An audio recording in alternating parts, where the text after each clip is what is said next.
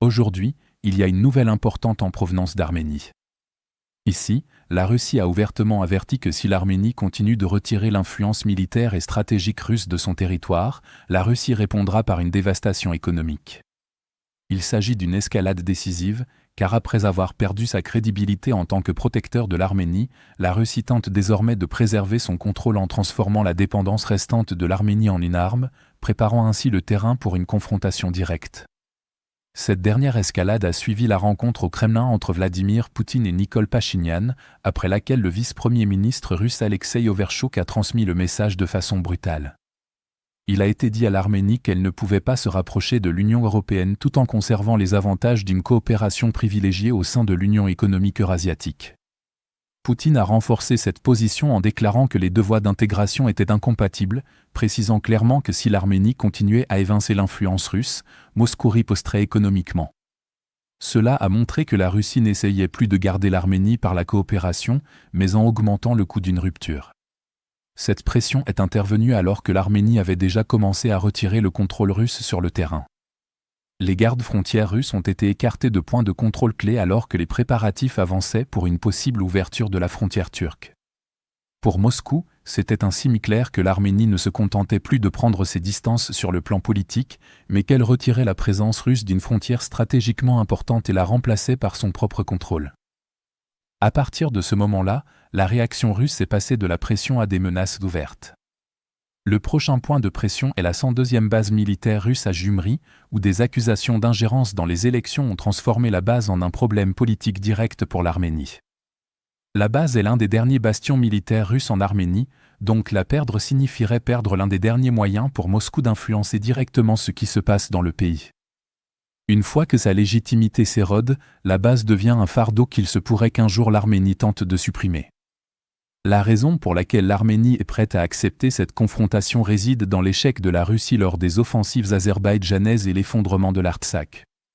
Moscou disposait de troupes, de mécanismes d'alliance et d'infrastructures militaires sur place, pourtant ces instruments n'ont pas permis d'assurer une protection significative au moment où l'Arménie en avait le plus besoin.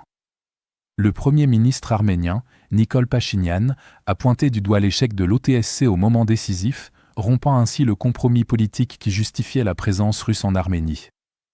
Après cela, les troupes russes n'apparaissaient plus comme une protection, mais comme un poids mort que l'Arménie était encore obligée de supporter. L'Arménie a également déjà commencé à payer le prix économique de son éloignement de la Russie. Le volume des échanges commerciaux est passé d'environ 12 milliards de dollars à environ 6 milliards de dollars en 2025, tandis que les importations en provenance de Russie ont chuté brutalement, l'Arménie ayant perdu son rôle de canal de réexportation. Ce qui importe, c'est que cela réduit l'influence de la Russie, car l'Arménie n'est plus aussi dépendante du commerce russe qu'auparavant. Pour Moscou, cela crée un sentiment d'urgence, car plus cette tendance se prolonge, moins elle dispose d'outils pour exercer une pression économique sur l'Arménie. C'est pourquoi la confrontation se déplace désormais vers les infrastructures et les actifs stratégiques contrôlés par la Russie en Arménie. L'affaire autour des réseaux électriques d'Arménie, conjuguée aux mesures prises contre les holdings liés à la Russie et à la menace de reprendre la concession ferroviaire aux partenaires russes, montre une volonté de priver Moscou des instruments qui lui permettent encore d'influencer le système énergétique, la chaîne logistique et le potentiel de transit de l'Arménie. L'Arménie ne fait donc pas que répondre à la pression, elle cherche aussi à fermer les canaux par lesquels une pression future pourrait s'exercer. La Russie n'essaie plus de garder l'Arménie par des engagements d'alliance, mais par la crainte du coup d'un départ. Ce qui était autrefois présenté comme un partenariat apparaît désormais comme une dépendance, et Moscou montre clairement que, si la loyauté ne peut plus être obtenue volontairement, elle sera imposée par la contrainte. Globalement, ce bras de fer risque de s'intensifier car les deux parties estiment désormais que le temps joue contre elles. L'Arménie considère que la dépendance persistante ouvre la voie à de futures coercitions, tandis que la Russie voit dans l'éloignement arménien la preuve que son emprise sur le Caucase du Sud se délite. C'est pourquoi la Russie n'essaie plus de retenir l'Arménie par la coopération, mais par le coût qu'elle peut imposer en cas de rupture. Le résultat, c'est un affrontement direct où l'Arménie tente de se libérer avant que la Russie ne rende le prix de la séparation insupportable. Si vous souhaitez découvrir d'autres développements importants d'aujourd'hui que nous n'avons pas pu aborder dans cette vidéo, n'hésitez pas à consulter notre carte interactive de l'actualité. Le lien vers notre carte interactive se trouve dans la description ci-dessous. Merci d'avoir regardé cette mise à jour, et un merci tout particulier à tous ceux qui suivent déjà notre carte interactive.